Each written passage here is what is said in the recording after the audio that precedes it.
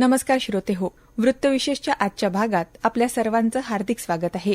केंद्र सरकारनं मागील 12 वर्षांमध्ये नक्षलवादाच्या समूळ उच्चाटनासाठी भरघोस प्रयत्न केले आहे. आजच्या भागात 12 वर्ष नक्षलमुक्त भारताची याबद्दल आपण सविस्तर आढावा घेणार आहोत.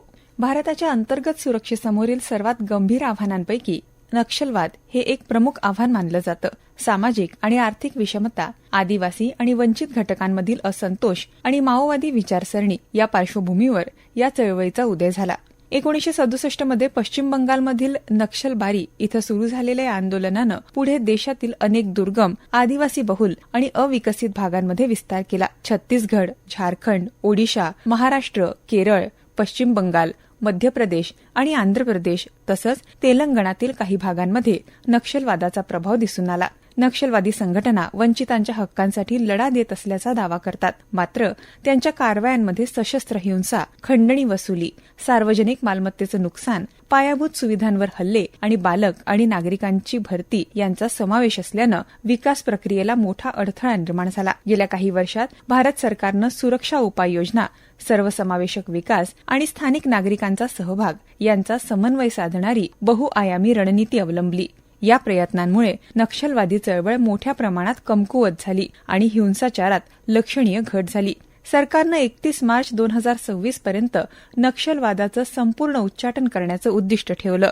शिक्षण, आरोग्य, रस्ते, बँकिंग, टपाल आणि इतर मूलभूत सुविधा दुर्गम भागांपर्यंत पोहोचवण्यासाठी नक्षलवादाचं निर्मूलन आवश्यक असल्याचं सरकारनं म्हटलं.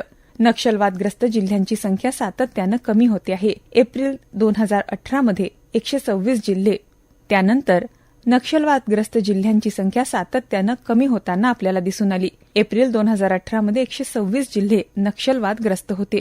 ही संख्या जुलै 2021 मध्ये 70 वर आली आणि एप्रिल 2024 मध्ये ती 38 वर पोहोचली. सर्वाधिक प्रभावित जिल्ह्यांची संख्या 12 वरून 6 वर आली. यामध्ये छत्तीसगडमधील बिजापूर, कांकेर, नारायणपूर आणि सुकमा, झारखंडमधील पश्चिम सिंहभूम आणि महाराष्ट्रातील गडचिरोली या जिल्ह्यांचा समावेश आहे. याशिवाय अतिरिक्त संसाधनांची आवश्यकता असलेल्या डिस्ट्रिक्ट ऑफ कन्सर्न्स यांची संख्या 9 वरून 6 वर आली. इतर नक्षलवादग्रस्त जिल्ह्यांची संख्या 17 वरून 6 पर्यंत कमी झाली. केंद्र सरकारकडून विशेष केंद्रीय सहायता स्पेशल सेंट्रल असिस्टन्स योजनेअंतर्गत सर्वाधिक प्रभावित जिल्ह्यांना प्रत्येकी 30 कोटी रुपये आणि डिस्ट्रिक्ट ऑफ कन्सर्नना प्रत्येकी 10 कोटी रुपयांची आर्थिक मदत दिली जाते. या निधीचा उपयोग रस्ते, पूल, शिक्षण, आरोग्य आणि इतर सार्वजनिक पायाभूत सुविधांच्या विकासासाठी केला जातो.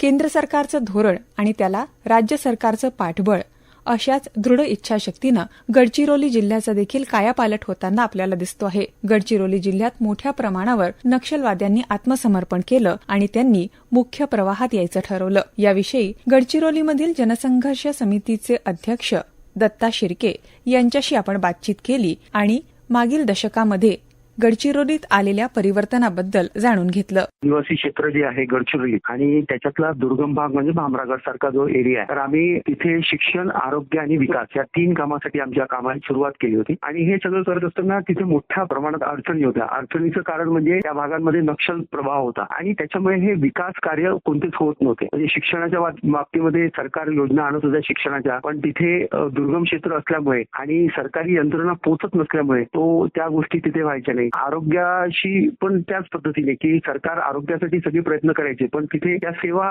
उपलब्ध नसायच्या. कारण तिथे सगळ्या गोष्टीमध्ये तसं रोड्स नाहीये, नद्यांवर ब्रिज नाहीये. त्याच्यामुळे या सगळ्या अडचणीवर होत्या आणि या सगळ्या अडचणी मोठ्या प्रचंड प्रमाणात होत्या. कारण दुर्गम क्षेत्र मोठ्या प्रमाणात, जंगल मोठ्या प्रमाणात, नदी मोठ्या प्रमाणात. अशा या भागांमध्ये जेव्हा काम करताना खूप सारे अडथळे होते, पण एक चॅलेंज पण होतं किंवा नाही इथे आपण केलं पाहिजे. म्हणून आम्ही या कामाला सुरुवात केली. हळूहळू आम्हाला त्या भागामध्ये प्रतिसाद मिळायला लागला. दुर्गम क्षेत्र असल्यामुळे सरकारी योजना जनसामान्यांपर्यंत पोहोचायला अडचणी येत होत्या. त्याबद्दल त्यांनी सांगितलं. सरकार काम करायची. सरकारला तिथे सरकारच्या याच्यावर सगळ्या गोष्टी होत्या. म्हणजे नदीवर ब्रिज बांधायचं आहे, तिथे आरोग्य सेंटर्स असले पाहिजे. पण नक्षल प्रभावित क्षेत्र असल्यामुळे नक्षल्यांचा मोठ्या प्रमाणात प्रभाव तिथे होता. त्याच्यामध्ये कोणतंच काम करू द्यायचे नाही. म्हणजे जिथे ब्रिजचं काम चालू असेल तर त्या ठेकेदारांना धमकवणे, ते काम म्हणजे त्यांच्या ज्या मशिनरीज आहेत त्या जाळून टाकणे, अशा खूप साऱ्या अडचणी तिथे मोठ्या प्रमाणात होत्या. शिक्षणाच्या बाबतीमध्ये पण दुर्गम क्षेत्र असल्यामुळे काही सरकारी योजना आणतो म्हटलं तर त्या पोहोचायच्या नाही आणि तिथे रोड्स नव्हते. कारण नक्षल प्रभावित क्षेत्रामध्ये ते रोड्स पण बनवू देत नव्हते. त्याच्यामुळे त्या सगळ्या गोष्टी पोहोचत नव्हत्या आणि न पोहोचल्यामुळे त्या भागाचा विकास होत नव्हता. ही सगळ्यात मोठी अडचण होती की या विकास कार्याला नक्षल्यांचा विरोध होता आणि त्या विरोधामुळे या सगळ्या गोष्टी तिथे सरकारची इच्छा असूनही त्या तिथे पोहोचत नव्हत्या आणि दुर्गम क्षेत्र असल्यामुळे त्या पोहोचत पण नव्हत्या. विकासाची भावना जनसामान्यांमध्ये पोहोचवणं यावेळी अत्यंत आवश्यक होतं, जेणेकरून नक्षल प्रभावित क्षेत्रातील लोकांना मुख्य प्रवाहात आणता येऊ शकेल. नक्षलवाद हा जो संपलेला आहे, म्हणजे आजच्या घडीला जे सगळ्या गोष्टी घडलेल्या आहेत, तर हे त्याचं एकमेव मोठं कारण आहे विकास. विकास असं होतं की जिथपर्यंत लोकांना माहीतच नव्हतं, दुसऱ्या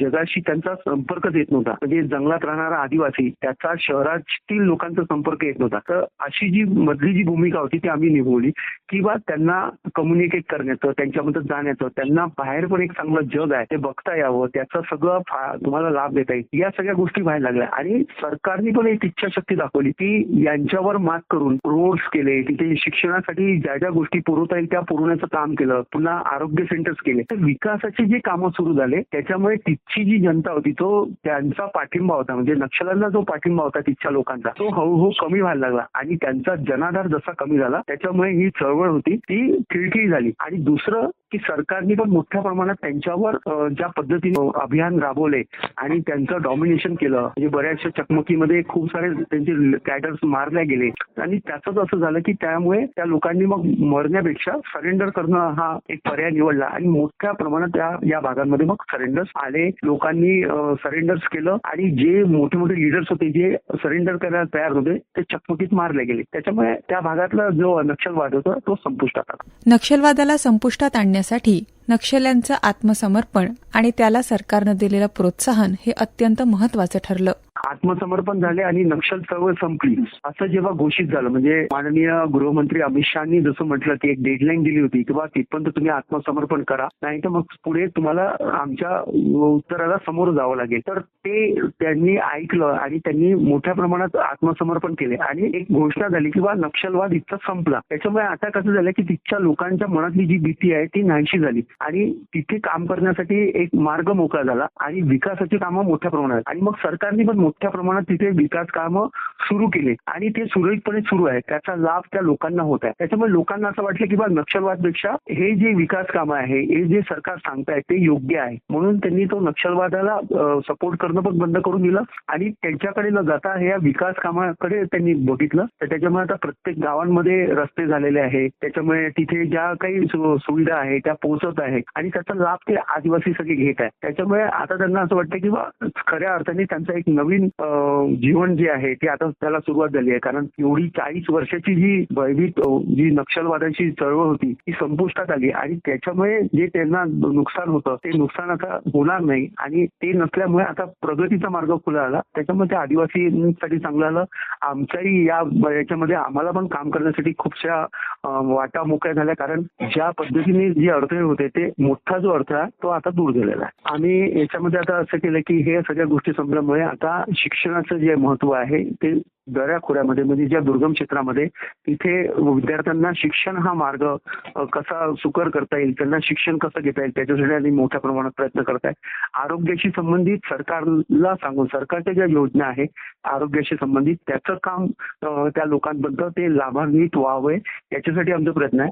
आणि विकासाच्या माध्यमातून म्हणजे जिथे आता रोड्स होत नव्हते पण आता नक्षलवाद संपल्यामुळे तिथे रोड्स करून त्या वाटा मोकळ्या करून म्हणजे तिथे लोकांना जाता येईल. म्हणजे असं होतं की पहिले लोकांना 30-30, 35-35 किलोमीटर आरोग्याशी संबंधित पैदल यावं लागत होतं. ते आता न व्हावं त्याच्यासाठी म्हणून आम्ही सरकारकडे त्या सांगून आणि सरकारकडून त्या सगळ्या गोष्टी करून घेणार आणि त्याच्यामुळे तिथच्या आदिवासींना या सगळ्या गोष्टीचा लाभ होणार. यावरून आपल्याला लक्षात येतं की विकास अर्थात रस्ते, दूरसंचार, कौशल्य विकास, शिक्षण, आर्थिक समावेशन, आरोग्य या सर्व गोष्टींमुळे नक्षल चळवळ संपुष्टात आली असून आता आत्मसमर्पित नक्षली मुख्य प्रवाहात येत आहे. हा कार्यक्रम आकाशवाणी नागपूरच्या प्रादेशिक वृत्त विभागाची निर्मिती होता.